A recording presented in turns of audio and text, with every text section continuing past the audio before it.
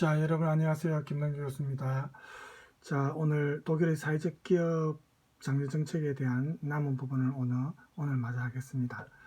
여러분 텍스트 167쪽에 보면 166쪽에 독일에서 사회적 기업에 대한 논의 배경 그리고 이제 사회적 기업의 현황 이 내용이 지금 나와 있는데 독일에서 사회적 기업의 규모는 사실 해마다 조금씩 수치가 다르겠죠. 통계가 우리가 지금 2020년도인데 이 텍스트가 나온 시기하고는 조금 몇 년 차이가 있습니다만은 그렇다고 큰 차이는 아닐 겁니다. 그래서 사실 독일 사회적 기업에 대한 연구는 그렇게 오래된 연구는 아닙니다.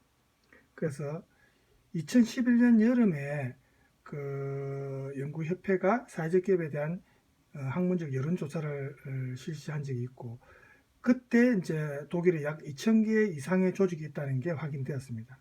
그런데 이 수치는 사회적 기업의 어떤 개념을 제대로 준수하고 있느냐, 그 여부에 준수하고 있는지 여부에 대해서 사전 검사가 이루어지지 않았기 때문에 순수하게 독일 내에서 2,000개보다는 좀 작은 순수한 사회적 기업으로 따지면 2,000개 미만일 확률이 사실 높습니다. 그렇지만 어쨌든 이런 조사가 있었고, 그래서 여러분 텍스트 거기 지원 현황 있죠? 사회적 기업에 대한 지원 현황 여기를 보면은 이제 2012년도에 사회적 기업의 자금 지원을 위한 프로그램이 진행됐댔죠. 그 이후부터 이제 그 재건은행연합이라고 있는데 이게 이제 이 은행연합이 자본 참가 계약을 체결하고 계속해서 이제 자금을 조달할 수 있도록 그렇게 해줬답니다. 그리고 사회적 기업에 대한 지원 금액도 보면은 이제 물론 정부 지원도 조금 있지만 이 재정은행연합으로부터 지원된 그 사회적 기업이 그 기업 형태는 유한회사입니다. 유한회사 법정 형태를 취하고 있고, 그래서 사회적 기업의 또 수입이라든지 종업원수 이런 것도 이제 조사를 해본 게 통계가 나와 있습니다. 여러분 그 169쪽에 보면은 자 여기 사회적 기업의 수입하고 종업원수 해가 2013년도 자료인데 여기 보면 사회적 기업의 약 50%는 연간 수입의 한 25만 유로가 안 된답니다. 그러니까 그렇게 큰 기업에 비해서 수입은 그렇게 많지 않죠. 단지 약 8% 정도가 사회적 기업만이 500만 유로의 수입을 달성한답니다. 500만 유로면 좀 많죠. 그래서 종업원 수를 또 쭉 보면은 이런 현상이 또 비슷한 현상이 보이는데 100만 유로 이상의 수익을 창출하는 기업은 최대 14.5% 그러니까 14.5명 14.5명의 종업원을 고용하고 있다 이렇게 돼 있죠.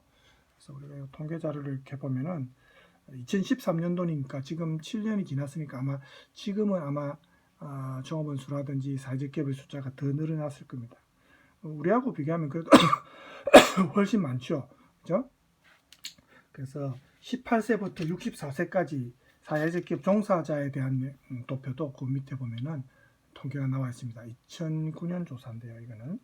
그래서 이런 도표를 쭉 보면은 그 기업 형태로 분류하면 영리 사회적 기업이 22만 5천 명의 사람을 고용하여서 기업 형태 중에서 가장 큰 비중을 차지하고 있다.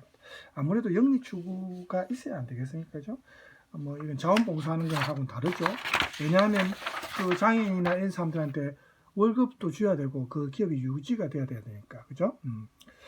그 다음에 이제 또 통계를 보면은 뒤에 이제 170쪽에 법적 형태에 따른 제3의 영역 이렇게 나와 있죠. 그래서 독일에는 약 6만 5천 개의 조직이 제3의 영역에 속합니다. 즉, 기업이나 정부에 속하지 않는 거죠. 그래서 도표를 보면은 조합이나 재단이나 비영리 유한 책임회사, 협동조합 이런 게 많다는 걸 알 수 있죠. 그래서 이 제3영역 전체 조직 수에서 조합이 가장 많습니다. 58만 개. 그리고 약 32%의 배당률도 보이고 있고.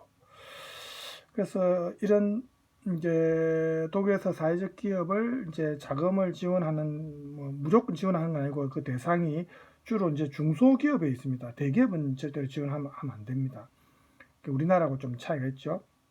그래서 아까 말했던 재건은행연합 이런 데 중심이 돼 가지고 그 중소기업 위주로 지원을 해주고 또 그 기업이 이렇게 보면 기업가적인 방법이나 혁신적인 영업 모델로 독일이 안고 있는 사회적 문제를 해결한다 이렇게 이제 판단이 되었을 때, 예? 그리고 계속 성장할 수 있는 기업이다 이렇게 판단이 되었을 때 이제 지원되는 겁니다. 그죠? 무조건 지원하면 안 되겠죠. 부실 기업에 그냥 밑빠진 물붓기식으로 그죠? 예, 그렇게 하면 안 된다. 그래서 사회 문제를 해결하는 게 이 사회적 기업의 핵심 사업이어야 한다. 예? 이게 중심입니다. 그래서 영업 모델도 중장기적으로 계속 이 스스로 지원 없이도 유지될 수 있어야 된다. 이렇게 이제 되어야 자금 지원을 해준답니다. 그죠? 당연하죠. 이렇게 해야지. 무조건 뭐 사회적 기업이란 간판만 내걸었다고 지원해주면은 특히 만약에 우리나라에서 그렇게 해준다면은 전부 돈 받기 위해서 이제 엉터리 무늬만 사회적 기업 이런 게 아마 생길 수도 있을 겁니다. 그래서 철저하게 조사해서 지원할 수 있는 대상만 지원을 해줍니다.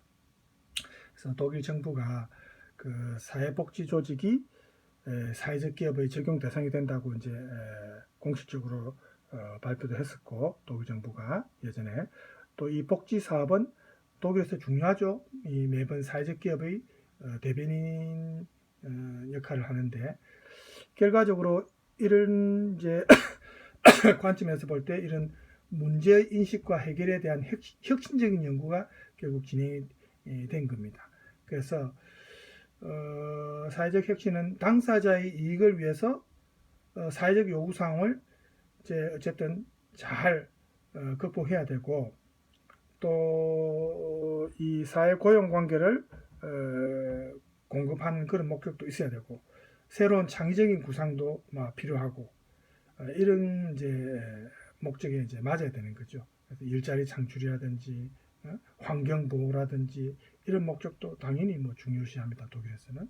그래서 이렇게 해야 이제 자금 지원이 이루어지고 어쨌든 복지의 관점에서 접근한다. 우리가 저번에 대학 등록금도 그렇고 독일은 모든 걸 복지의 관점에서 봅니다. 그래서 뭐 흑수저, 금수저 이렇게 태어날 때부터 선천적으로 주어진 어떤 환경에 좌우돼서는 안 된다. 그 사람의 개인의 삶이, 그죠? 얼마나 공평합니까? 이게 바로 정의로운 사회 아닙니까? 그죠? 그래서 물론 경쟁이 없는 그런 사회는 아닙니다. 치열한 경쟁을 또 하지만 치열한 경쟁을 하기 위한 어떤 교육이나 그 어느 정도 그 사람의 노력이나 능력 이하에 달린 것은 그 국가가 책임을 져주는 겁니다. 돈이 없어서 공부 못하고 이렇게 해서는 안 된다 이 말이죠. 대학까지는 책임을 져주고 그 다음에는 그 사람의 능력이나 노력 이하에 따라서 그거는 이제 자기 결과죠. 자기가 노력한 결과에 그게 이제 그러니까 사회적 불만이 아무래도 좀 적겠죠. 나는 태어날 때부터 흙수저라서 내가 아무리 노력해도 나는 안 된다. 이렇게 되어서는 이제 안 되겠다. 자, 그 다음에 이제 독일에서 이 사회적 기업의 자금 지원 방법은 아까 제가 얘기했죠. 그런 은행 연합이 있다는 거. 그러면은 우리가 그 다른 내용으로 봅시다. 여러분 텍스트에서 이제 아무래도 우리가 이 텍스트 내용을 보는 이유는 우리나라와 연관해서 우리한테 도움이 될 수 있는 부분을 이제 우리가 보기 위해서입니다. 그죠? 자, 이겁니다. 그래서 우리나라의 사회적 기업 지원 정책을 이제 우리가 독일에서 이제 시사점을 얻을 수 있는 부분이 이제 결국 우리가 이 공부하는 목적인데 독일은 이제 어쨌든 우리 한국과 달리 사회적 기업을 법에 의존 안 하고 독일 연방정부와 또 아까 말했던 그 재건은행연합에 의해서 운영이 됩니다.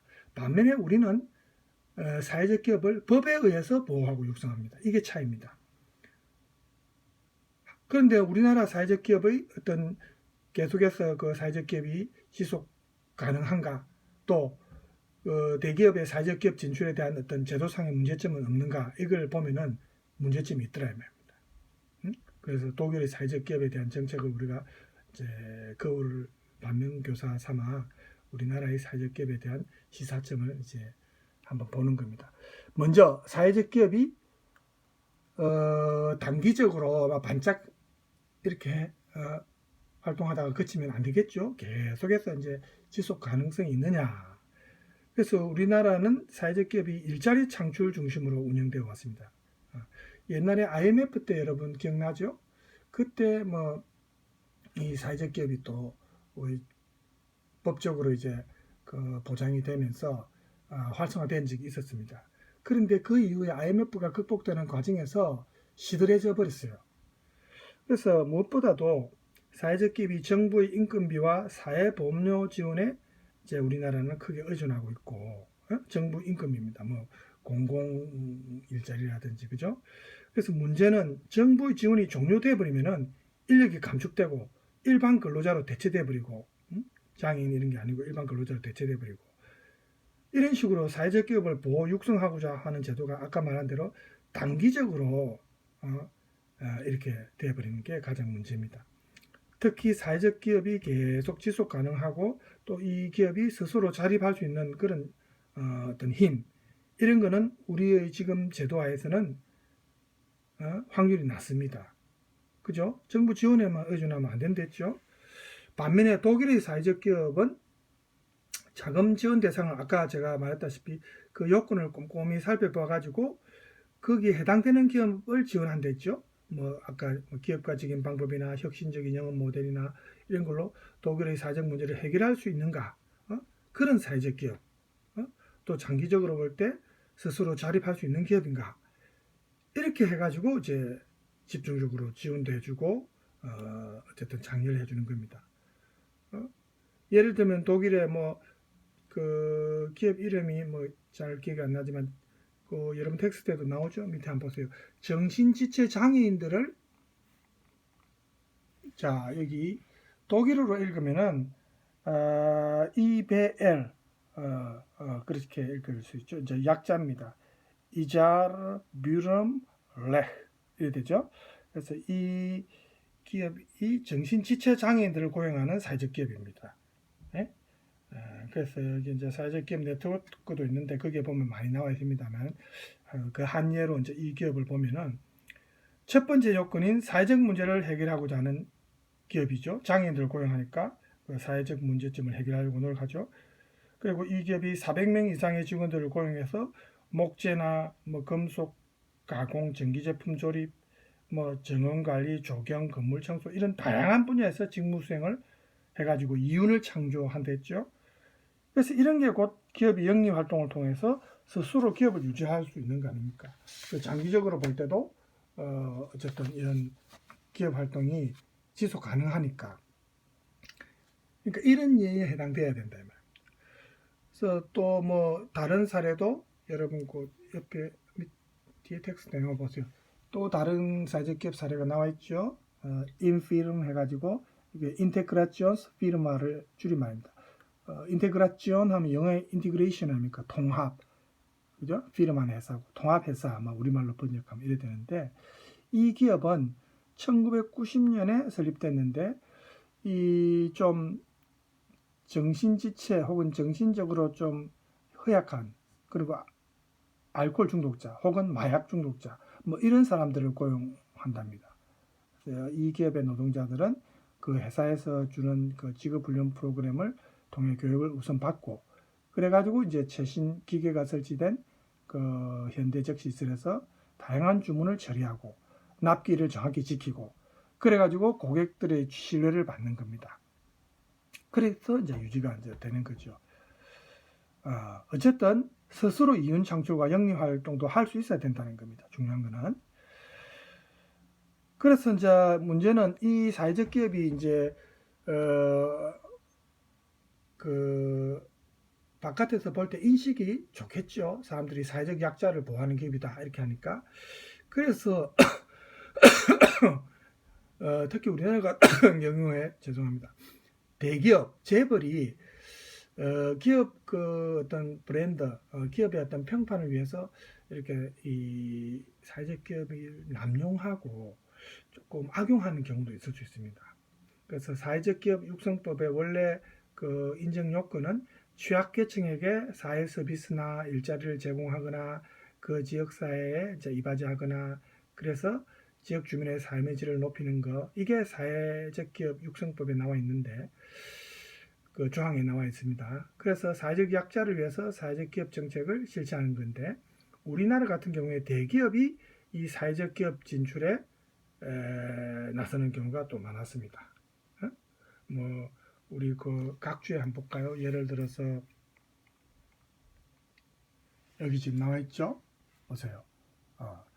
우리나라 이제 2014년도 조사인데 대기업이 사회적 기업 진출 유형해가지고 포스코가 송도 SME 그 다음에 삼성의 희망 네트워크 및 뭐 이런 거 음성 글로벌 투게더 그 다음에 SK 행복한 학교 그 다음에 현대자동차 이지무버 안심생활 뭐 이런 식으로 이게 이제 기업 이미지를 위해서인데 물론 대기업이 사회적 기업으로 진출해가 일자리를 창출한다든지 취약계층을 지원한다든지 그 지역의 경제를 좀 살린다든지 이런 긍정적인 점도 있습니다만은 대기업이 진출함으로 해서 예를 들어서 재래시장이나 우리나라도 그렇죠. 영세상인도 그렇고 이 좀 오히려 위협받는 문제가 생기죠. 그래서 이들을 보호하기 위한 대기업과 중소기업 상생 협력 촉진에 관한 법률이 우리나라에서 시행되고 있습니다. 그죠? 지금도 재래시장을 살리기 위해서 뭐 우리가 이마트라든지 이런 데도 격주제로 그죠? 운영한다 이런 것도 있고. 그래서 이렇게 사회적 약자를 위하여 그 정부가 사회적 기업 정책을 시행하고 있는데 우리나라도 대기업이 간접적으로든 직접적으로든 이 사회적 기업을 위한 그 영역에 진출하는 것이 과연 사회적 기업의 그 원래 취지하고 맞는가? 이걸 우리가 만약에 생각한다면은 꼭 그렇다고는 볼 수 없겠죠. 그죠? 또 우리나라에서 사회적 기업을 설립하는 경우에 이게 사실은 제가 보기에는 좀 핵심 포인트 같아요. 4년간 법인세나 소득세 감면 혜택이 있습니다. 그리고 4대 보험료에 대한 정부의 재정 지원도 받습니다. 이런 메리트가 있으니까 이걸 노린 것 같아요. 제가 생각하기에는. 예를 들어서 대기업이 직접 사업을 진행했으면 엄청난 세금을 지불해야 되지만 대기업이 하나의 사회적 기업을 설립해가지고 이 기업으로 하여금 대기업의 사업을 경영하게 한다. 이렇게 되면은 아까 앞에서 말했던 그런 어떤 정부 지원을 받는다는 겁니다. 그래서 현재 우리나라 사회적 기업을 인정하는 구조에서는 아까 말했다시피 얼마든지 이런 사회적 기업이라는 그 가면하에 악용될 우려가 있다는 겁니다. 이런 이유 때문에 독일처럼 사회적 기업의 어떤 인정 요건, 아까 제가 쭉 내용을 소개했죠. 중소기업이라든지 대기업은 이제 해당 안 되도록 아예 인정 요건에 이렇게 명시를 해버려야 된다. 이렇게 생각이 듭니다. 그래서 이런 게 이제 우리가 독일의 사례를 볼 때 우리나라의 사회적 기업의 어떤 그 시사하는 바들이 쭉 이렇게 오늘 이제 알아봤는데 어쨌든 중소기업 위주로 하고 우리가 요약을 한다면은 그죠? 중소기업 위주로 하고 그 사회적 기업의 인정 요건에 맞아야 된다는 거. 무조건 지원하면 안 되고 그죠? 그 다음에 스스로 그 사회적 기업이 자립해서 지속 가능성이 있어야 되고 그 다음에 대기업은 다양한 분야에서 또 경영을 하고 있는데 여기까지 대기업이 진출해서는 안 된다. 세금 혜택이나 이런 걸 노리고 진출해서 안 된다. 아예 명시를 해야 된다. 이런 게 이제 막 우리가 전체적으로 요약할 수 있는 내용이죠. 자, 그래서 오늘 사회적 기업에 대한 내용은 이 정도로 하고 마치겠습니다. 뒤에 뭐 여러분 또 결론이 우리 텍스트 보면 결론이 있습니다만 지금까지 본문에서 했던 내용을 이제 요약한 내용이니까 새로운 내용은 아니고 이제 요약한 내용입니다.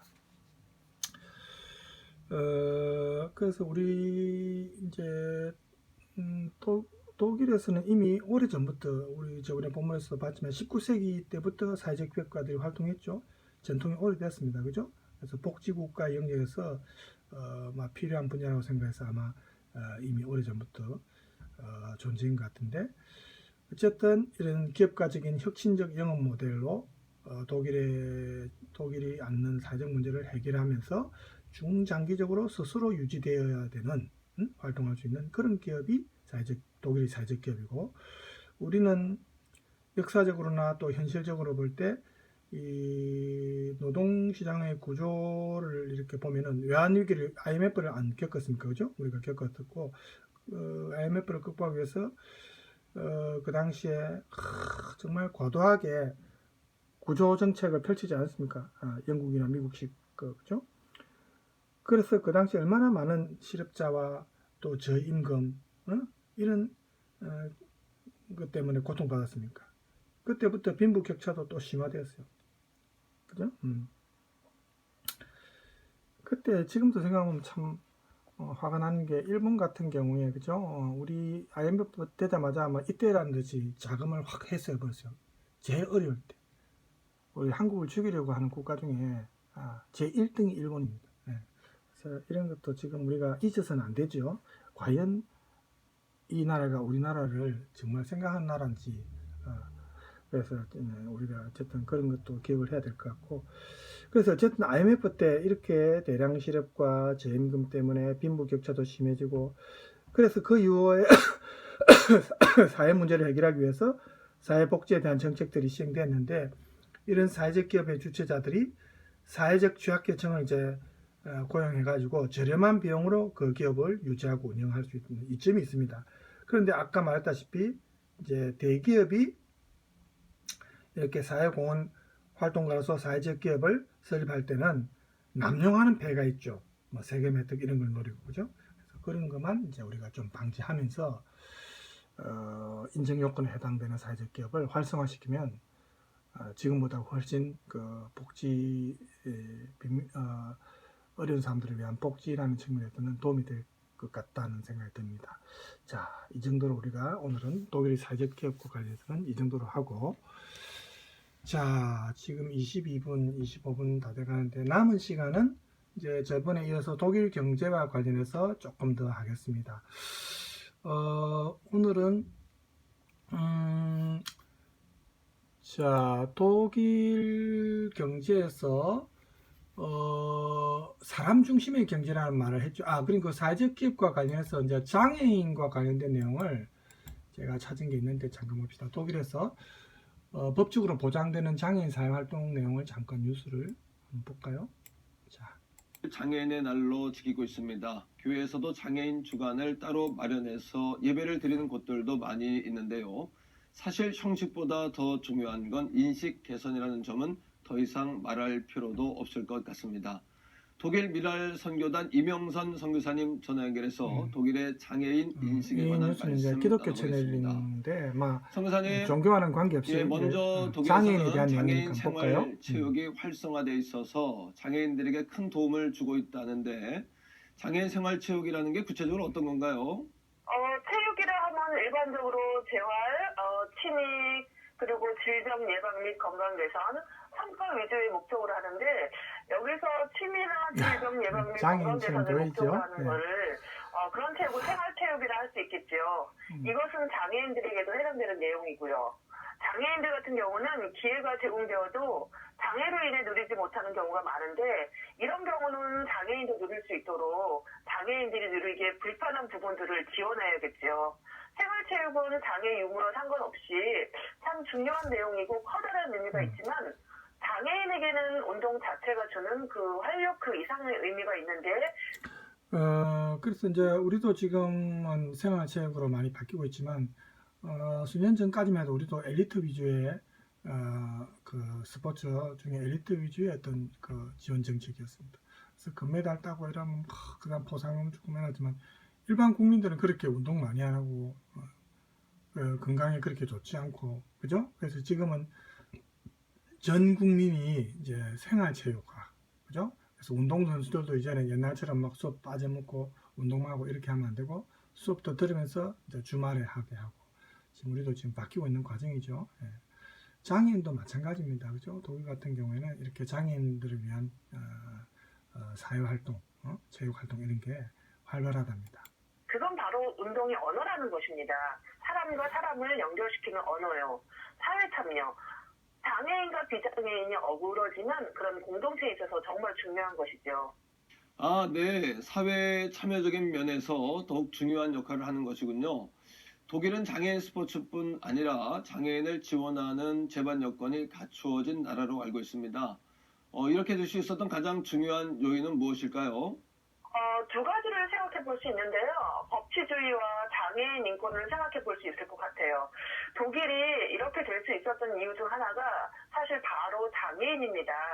나치 시대에 장애인들이 이 땅에서 쓸모없는 인간이라고 무참하게 생매장 당하고 나치 시대 때 이제 여러분 아시는 분은 아시겠지만 그 독일이 우생학이라 해가지고 열등한 인자, 그러니까 태어날 때부터 그 장애나 이런 걸 안고 태어나면 그 사회에 도움이 안 된다, 국가에 도움이 안 된다 해가지고 뭐 태어나지 못하게 하든지 아니면 뭐 유대인들처럼 이렇게 처리를 한다든지. 그러니까 나치가 자국 국민들한테도 장애인일 때는 이랬어요. 그래서 이런 어떤 과거 때문에 이제 독일이 거기에 대해서 치를 떨게 된 거죠. 그래서 이런 게 장애인 인권에 대해서 좀 더 아마 신경 쓰는 것 같습니다. 학살당하면서 앞으로 이런 건 절대 있어서는 안 된다는 것을 의식적으로 법으로 규정해 놓은 것이죠. 인권의 개념은 시대와 나라와 사회에 따라서 차이가 나는데 아무래도 이런 시행착오를 거치면서 독일이 성숙해지는 부분이 있겠죠. 장애인 인권이 발달하면서 자연스럽게 그에 따라 적용되는 현상이겠죠. 그리고 기독교 문화가 깊이 뿌리를 내리고 있는 나라인 만큼 그 참사랑, 참공의에 이거는 근거한 이거는 이웃사랑이 사회에 그리고 각자 몸에 조금 깊이 종교적인 배어 있는 내용이죠. 것도 있습니다. 예. 그런가 하면 독일의 경우 장애인 취업도 매우 보편적인 이게 일이라고 제가 보려고 들었습니다. 한 내용이었는데 이런 인식이 가능한 사회적 건 기업과 어떤 관련된 이유 때문일까요? 거죠? 예. 독일 여기서도 사실 문제가 참 많아요. 장애인들의 모든 요구가 채워질 수 없기 때문이죠. 그런데 가장 중요한 건 독일은 모든 일에 있어서 정신이 분명하고 그 분명한 정신에 따라 목적 중심적으로 움직이기 때문입니다. 뭘 하나 받아들일 때 신중하게 검토하고 또 검토하고 또 검토하고 또 검토해서 받아들이고 그렇게 받아들인 법이나 규정에 대해서는 모두를 따른다는 것이죠. 그래서 발달장애인뿐 아니라 장애인들도 취업이 가능한 것이죠. 장애인이 사회에서 소외되지도 않고 배제되지도 않고 그리고 비장애인 중심으로 이뤄진 사회의 억지로 통합시키지도 않고 장애인도 한 인격체로서 하나님 나라에서는 비장애인들과 같이 살아가는 것처럼 자, 이게 종교방송이다 보니까 뭐 한인말 이런 말 나오는데 이건 어쨌든 우리가 이제 그 뭡니까 사회적 기업과 관련해서 볼 때 이제 이렇게 장애인에 대한 어떤 취업이 그래도 우리보다는 좀 큰 차별이 없는 게 느껴지죠. 이제 독일에 이제 여러분 그 박람회가 사실은 많습니다. 박람회 나라라고도 합니다. 독일어로 박람회를 여러분 아다시피 메세라죠, 메세. 예? 그죠?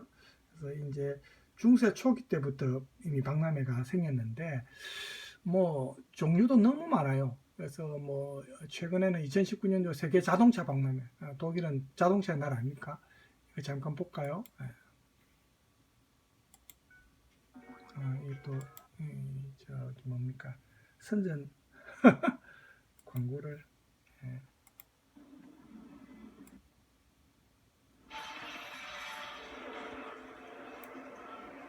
자동차 박람회입니다. 그래서 이게 독일은 박람회가 중세 초기 때부터 사람들이 박람회를 그때는 이제 규모는 작겠지만 그죠?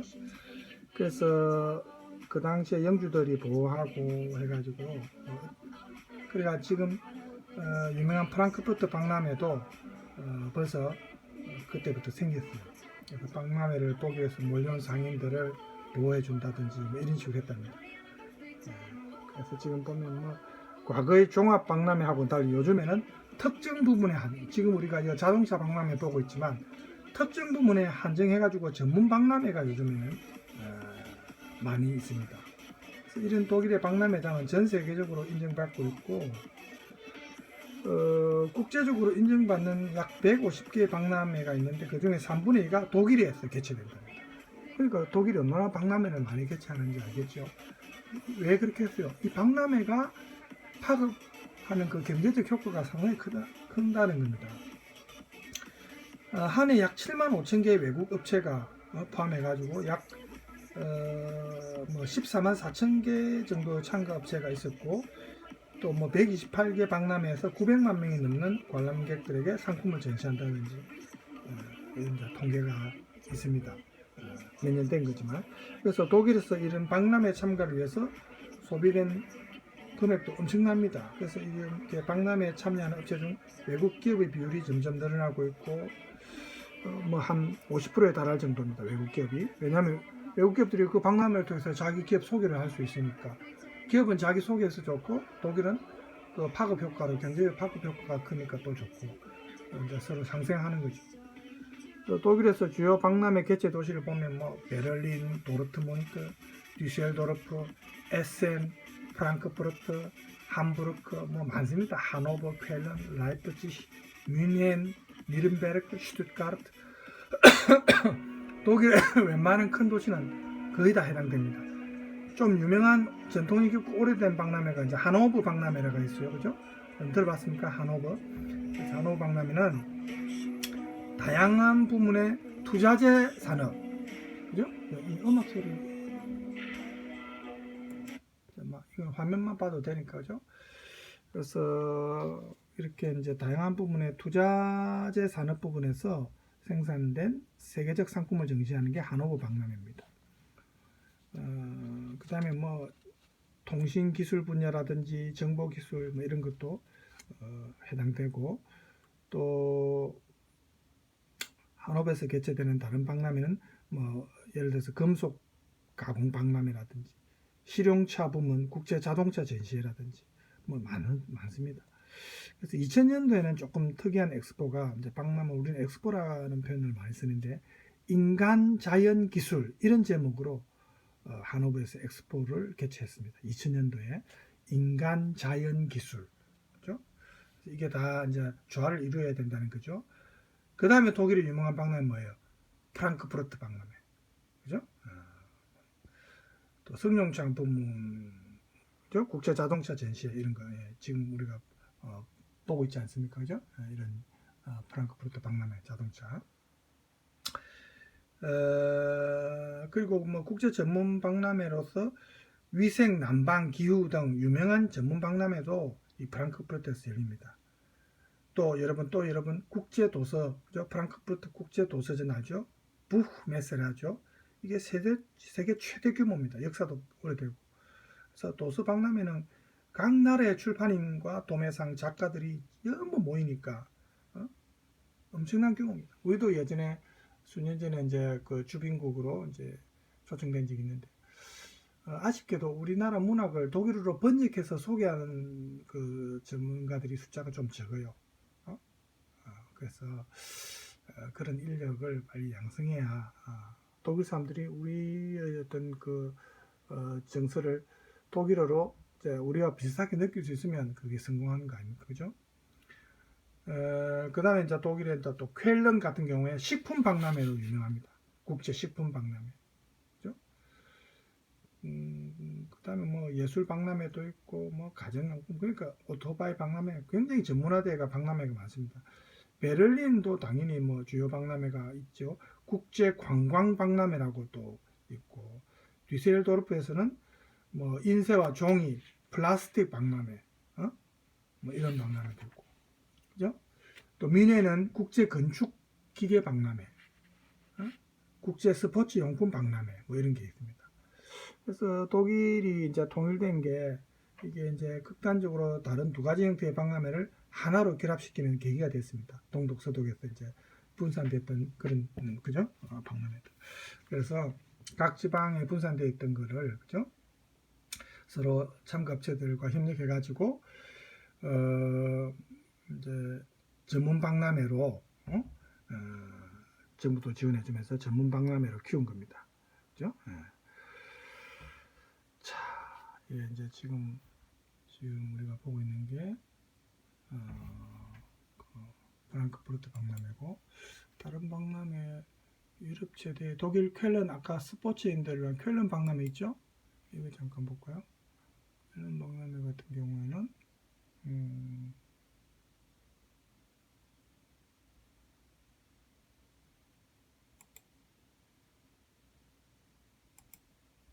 자, 최대 스포츠 박람회 피보가 열립니다. 작년에 피보에 스포츠 참가해서 박람회 유럽 글로벌 최대입니다. 포스팅을 했었는데요. 올해는 이틀 동안 한국 기업에서 오신 분들을 위한 여러 통역일을 맡게 되었습니다. 이분이 이제 독일 평론가입니다. 피보에는 전 세계 스포츠업에 종사하는 분들과 스포츠인들이 모이고 최신 트렌드를 엿볼 수 있습니다. 스포츠 의료기구, 피트니스 기구, 볼거리, 먹거리 등등 구경하다 보면 시간 가는 줄 모릅니다. 지금 그 생생한 현장으로 가볼까요?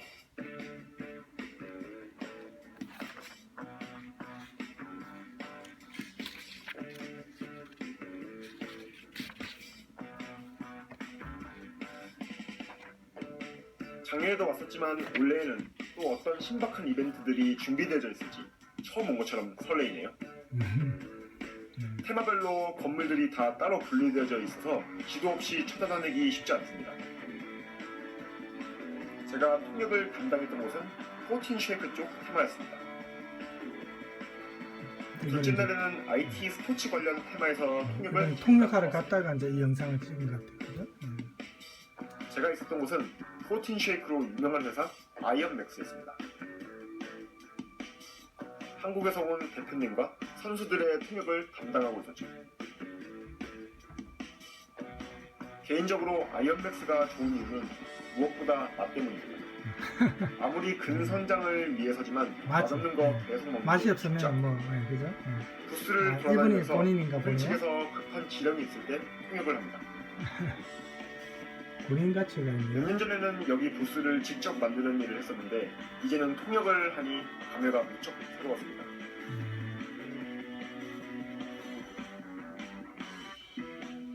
조만간 근성장을 위한 프로틴 쉐이크 관련 영상을 업로드할 예정입니다. 자, 그래서 이런 박람회가 있고, 아까 말했다시피 하노버 박람회가 가장 전통이 있고 오래됐습니다. 하노버 산업박람회가, 그죠? 근데 보면 이제 여기 안내하는 내용이 있어요. 잠깐만요, 우리가 본다면은 뭐 연수 목적회가 뭐 이렇게 나와 있는데, 하노버 산업 전시회, 그죠? 이게 이제 다양한 분야의 최신 기술을 우리가 여기서 접할 수 있으니까 전 세계에서 옵니다. 지금은 이제 4차 산업혁명과 관련해서 이걸 체험하는, 그죠? 이런 게 많습니다. 네. 연수 개요회가 뭐 이렇게 나오죠. 교육 특징, 연수 목적, 스마트 팩토리 실제 구축, 사례, 독일 하노버에서 이제 이렇게 홈페이지 이렇게 선전하는 거죠. 예.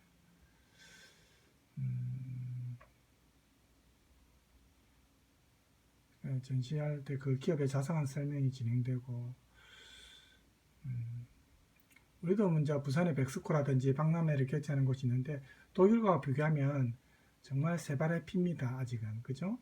그래서 이런 뭐 관광 산업도 중요하지만 박람회를 하게 되면 결국은 관광 산업도 같이 살아나니까 박람회 온 기업들이나 이런 사람들이 숙박을 해야 될 거 아닙니까? 그죠? 어차피 그 온 김에 그 나라 또 구경도 하고, 그죠? 그러니까 이게 박람회가 경제적 파급 효과가 상당히 크답니다. 그래서 우리도 아마 이런 박람회를 조금 더 신경 썼으면 하는 생각이 들어요. 이건 이제 음식이 나오는데 또 맛있어 보이죠? 예. 하노버 산업 박람회를 이제 둘러본 내용입니다.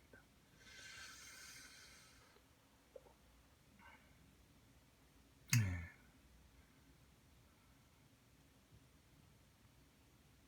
자, 이렇게 이제 소개하세요. 자, 오늘 제가 이제 독일 사회적 기업에 대한 내용 남은 부분 다 했고, 그 다음에 오늘도 독일 경제와 관련된 부분은 오늘 이 정도에서 이제 제가 마칠 겁니다. 그래서 다음 시간은 독일의 사회보장제도 여기에 대한 내용을 하려고 합니다. 시간이 지금 이제 40분 정도 됐는데 보통 제가 한 50분에서 1시간 사이로 하는데 막 조금 짧게 끝낼 때도 있고 그죠? 조금 내용이 있을 때는 더 많을 때는 조금 길게 할 때도 있고 막 그런 거는 사정에 따라 우리가 달라지는데 독일 박람회 사실은 우리가 하나하나 보려면은 너무 많아요. 그죠? 예, 뭐 종류도 많고 요즘에는 아까 말했다시피 전문화된 박람회가 많으니까 그래서 이제 취업 박람회 이런 건 또 여러분한테 관심이 많죠. 프랑크푸르트에 또 취업 박람회라고 있습니다. 그래서 요거 여러분한테 좀 해당되니까 하나만 보고 마치겠습니다. 이제 자. 젊은이들이 취업 열기로 가득한 면접장, 구직자들이 짧습니다. 긴장된 한 2분 모습으로 정도밖에 안 차례를 되거든요. 기다리고 있습니다. 호텔 경영을 전공했기 때문에 경영 쪽도 좀 배워서요. 경영에 관련된 분야, 그러니까 예를 들면 마케팅이나 아니면 행정 업무 같은 것도 있다면 한번 도전해보고 싶습니다. 이게 이제 독일에서 2019년 현장 10월이니까 실습을 하고 얼마 안 있는 됐어요. 한국의 고등학교 작년에 학생들도 이제 해외 취업을 위해 박람회장을 찾았습니다. 제 전공과 관련된 회사가 있는지도 찾아보고 싶었고 제가 졸업 후에도 회사를 여기 있는 회사들 중에 취직할 수 있는지 그런 것도 보고 싶어서 왔습니다. 그러니까 여러분 이런 걸 보면 알다시피 일단 외국어가 돼야 됩니다. 영어나 아니면 독일어, 독일 기업에 만약에 가고 싶으면 독일에 취업하려면 우리 국내에서 얼마나 취업하기 지금 힘듭니까? 대학을 졸업해도 그죠? 그래서 이제 국내에서만 자꾸 여러분이 이제 찾으려고 하면 이게 경쟁이 너무 치열하니까 여러분 해외로 눈을 돌릴 필요가 있습니다. 언어 문제만 어느 정도 해결되면 우리나라 대학 졸업자들이 취업하기 힘들 곳이 그렇게 많지 않습니다. 기술이 하나 있어도 더 좋고 그죠? 그래서 왜 해외로 눈을 돌릴 필요가 있다는 거. 면접에 앞서 독일 노동시장의 현황과 노동법 등에 대해 설명하는 자리. 독일은 노동자의 천국 참가자들은 아닙니까? 그죠? 진지한 모습으로 경청하며 취업에 도움이 되는 중요한 정보들을 메모합니다. 최소한 B2, 좋으면 C1 정도 실력을 가져야 독일 되는데 어학 실력이 이것은 있으면 C1 자격증을 갖고 오라는 게 아니라 정말 C1에 해당되는 그런 언어 실력을 갖추어야 됩니다. 그거만 가지고 있으면 독일에서 기회가 상당히 많이 있습니다. 그래서 우리나라에서 어떤 전문 기술 어려운 기술 아니더라도 그 기술 자격증만 있으면은 실제 현장에서 일이 가능하다면 어느 문제만 해결되면은 쉽습니다. 그리고 독일은 그 노동 단가가 비싸기 때문에 여기서보다 훨씬 더 수입이 많죠. 그래서 어느 문제가 이제 독일에 보면 6개월 단기 어학 코스도 있고 또 있지만 우리나라에서 이제 독일 문화원이라든지 어학원 다니면서 좀 공부를 해놨다가 또 독일 거기 가서 한 또 단기 코스 한 6개월이나 뭐 1년 조금 길면은 1년 그죠? 그런 과정을 겪으면서 그래서 현장에서 뭐 독일을 유창하게 뭐 많이 해야 될 그런 건 없죠. 그래서 그런 거 또 영어도 의사소통이 되기 때문에 영어도 좀 하고 이래 하면은 충분히 그 일을 할 수 있는 환경이 조성되겠죠. 자, 이번 프랑크푸르트 취업 박람회에는 26개 한국 기업과 동포 기업 그리고 200여 명의 구직자들이 참가했습니다. 로컬화가 상당히 중요하기 때문에 기존에는 현지 EU 시티즌들을 위주로 뽑았습니다. 가급적이면 이제 한국 사람들을 많이 채용해서 한국 학생들을 많이 채용해서 일자리 문제에 조금이라도 보탬이 되고자 하고 있습니다. 그래서 여러분 최근에 보니까 뭐 가까웠다 해서 그런지 몰라도 일본에 취업한 사람들이 좀 있던데 일본은 우리보다 지금 사실은 더 열악하고 일단 보수가 너무 적습니다. 보수가 적고 그 다음에 물가가 비싸죠. 그래서 돈을 벌어도 번 것 같지가 않아요. 저축도 안 되고. 그래서 좀 거리상으로는 멀더라도 독일같이 노동자들을 제대로 대우해주고 그죠? 이런 곳에 오히려 취업하는 게 장기적으로 볼 때 훨씬 더 여러분한테 도움이 되지 않을까 이런 생각이 듭니다. 이번 박람회에는 우수한 인력 확보를 위해 독일 기업도 참여했습니다. 독일 기업은 비인난을 겪고 있는데 특히 적재적소에 필요한 인재는 부족하기 때문입니다. 실업률이 10년 만에 절반 이하로 떨어진 겁니다. 반대로 오픈 포지션, 그러니까 사람들이 필요한데 그 사람을 찾을 수 없는 그런 포지션들이 그 10년 전 75만 개에서 지금 150만 개로 늘어났고요. 그러니까 2배로 늘었습니다. 노동비자 취득이 용이한 것도 독일 취업의 장점인데요. 업무에 필요한 자격에 더해 현지어 구사 능력을 기르면 보다 좋은 조건에서 자신이 원하는 기업을 선택할 수 있습니다. 면담을 마친 구직자들은 앞으로 기업과의 개별 접촉을 통해 취업에 한 발짝 더 다가서게 됩니다. 독일 프랑크푸르트에서 국민 리포트 네. 국민 리포트입니다. 자, 그래서 이게 이제 2019년 작년에 이제 내용인데 얼마 안 됐죠. 예. 여러분한테 혹시나 좀 도움이 될까봐 제가 한번 찾아봤습니다. 자, 그럼 여러분 오늘 수업은 여기서 마치고 다음 시간에는 독일의 사회보장제도 혹은 다른 텍스트로 만날까 합니다. 여러분 오늘 수고했습니다. 고맙습니다.